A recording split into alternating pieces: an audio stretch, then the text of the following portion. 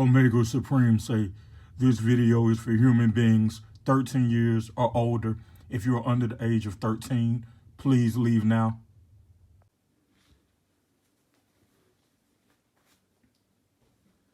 What's up, YouTube? It's your boy DR2727. Shout out to my Transform collectors, Hot Toys collectors, whatever you collect. Shout out to you. And I've already done a video for this month. It was a follow-up to basically Bobby Skullface Iconic 6. Go check that video out. But I wanted to do a quick video today, kind of Transformers toe-to-toe on Fanstoys Sheridan, which is on your right, and Badcube Wardog, which is on your left.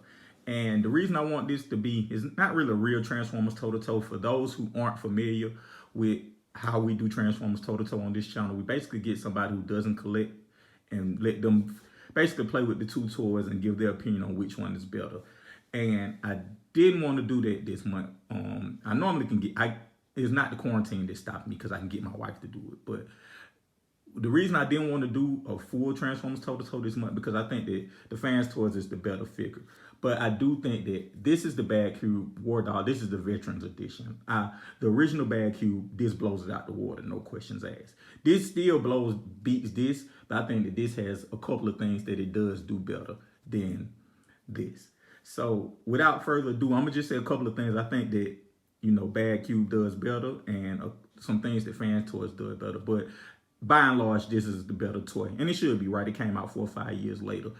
If you can, should you upgrade? Yes, you should, if you can. But I do think that this thing has some particulars. If you have some aesthetic cues, this probably works better for you. So without further ado, you see them modeling all their accessories. And so the first place Badcube wins by far to me is accessories.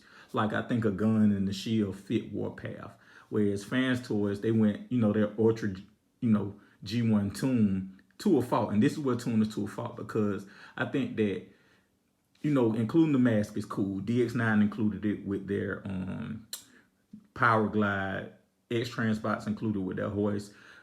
Takara included, Hasbro included with their Sunstreaker. So I think it's fine with that. But I do think that every Transformer should come with a gun. And if they aren't going to come with a gun, they should, at the minimum, Fanstoys, the main line is using those blast effects. And so I think at the minimum, Fanstoys should include blast effects with it if they weren't going to include a gun.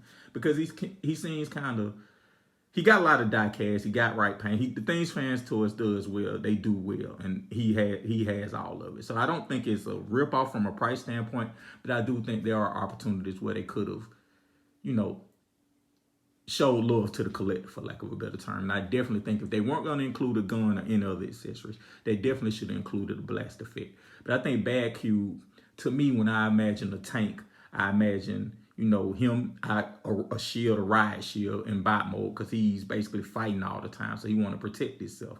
And for him just to have his normal, you know, chest gun, it's cool. But I do like the fact that they gave him a gun.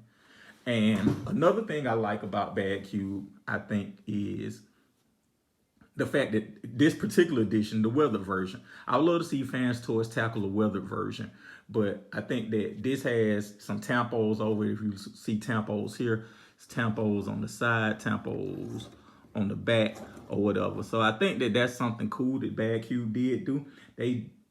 With this, I'm going to call this a premium version. With this premium version, the Veterans version, adding the weathering to it, which is done really well, and tampos, to me, makes it look more mature. And another thing I think the Badcube, and this is very subjective, not for me, but there are a group of people saying they like Warpath being bulky, right? He's a tank. He should be a little chubby chubster, for lack of a better term, or if nothing else, a solid looking bot. So whereas Fanstoys is super clean, no knock on it, it's really well made. It's just slim. He's a mini bot, right? But like when you look at it, even though he's probably the height of a car bot, but when you think about it, you think about a tank, you think about a big chunky unit or whatever. And there are a group of fans who like Warpath being big and chunky, and this does it for you. So I do think that those are the things, for me, Badcube does well. Now, everything else Fanstoys does better. It has better sculpt, if you're looking for the tune, better articulation, better materials. And it should. It's newer by 5 years, right? So it should be better than this. But I do think that if you are a person who prefers like the weathered version, prefers a bigger bot, then you could keep this and not be worried or whatever. But those are just some quick thoughts I had on it. I think that ultimately, you know, for me, I'm upgrading to Sheridan. I'm gonna sell Badcube Wardog. If you want to buy it, just at me on here. But I do think that this is, in transformation, this was the worst transformation I've ever had out of an MP toy. So by default, this has a better transformation.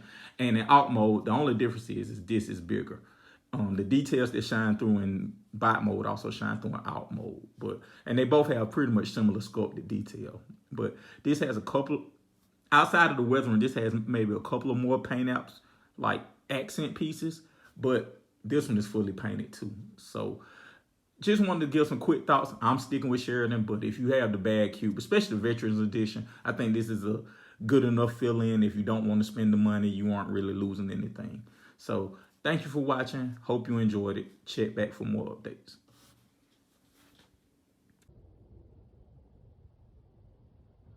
Forgive the table. I've been doing some painting out here, but I know whenever I do these toe-to-toes, people never say anything about.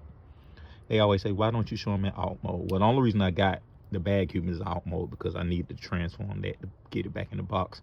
And I wanted to keep the Fanstoys on in alt mode. But as you can see, Badcube is substantially bigger